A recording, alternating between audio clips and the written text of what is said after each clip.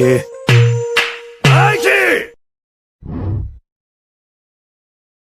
This is why you should be very careful who you talk to online. A 16-year-old girl was home with her mom when she got a disturbing text message from a boy she had recently met on Snapchat. He told her he was right outside of her house, but when she went to look, no one was there. Frightened, she decides to sleep in her mom's room that night, and right before she goes to bed, she gets another text from the boy that just says, "I'm in your house." She shows her mom, who immediately searches the whole house, checks every door, turns on every light. There's no one there. So even though they're creeped out, they go back to bed. The next morning, she gets up and she goes back to her bedroom and immediately feels like she's being watched. She checks in her closet, looks behind her door, there's no one there. Then she noticed that the shoe boxes she normally kept perfectly arranged next to her bed had been moved. So she crouches down to put them back in order, and then out of the corner of her eye, she notices something. The boy who was texting her was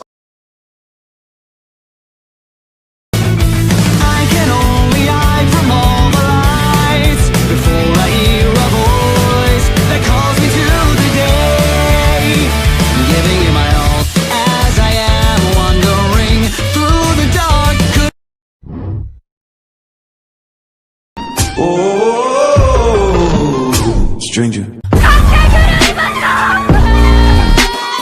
そんなものはないわ。この爪欲しいな。楽しませ。それがいいな。Baby, I'm the reason why that's so fun, hell so high, oh so.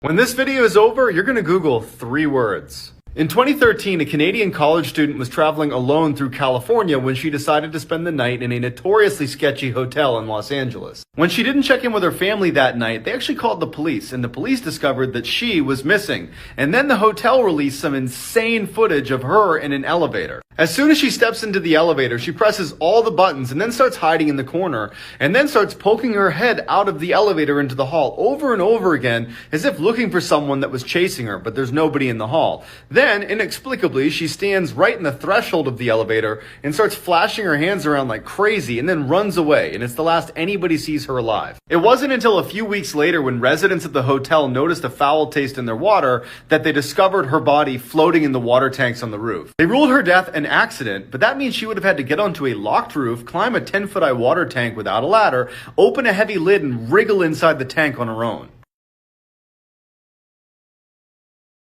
This story is why people are scared of the dark. In the early 2010s, a man and his dog were staying at a very isolated cabin in the backcountry of Oregon. One day, he notices some human footprints leading up to and then disappearing away from his cabin, but there aren't any cabins anywhere near his, but he writes it off. That night, he wakes up to the sound of footsteps on his roof. Feeling brave, he heads to the balcony to take a look. He doesn't see anything on the roof, but his dog sees something out in the forest and he starts growling.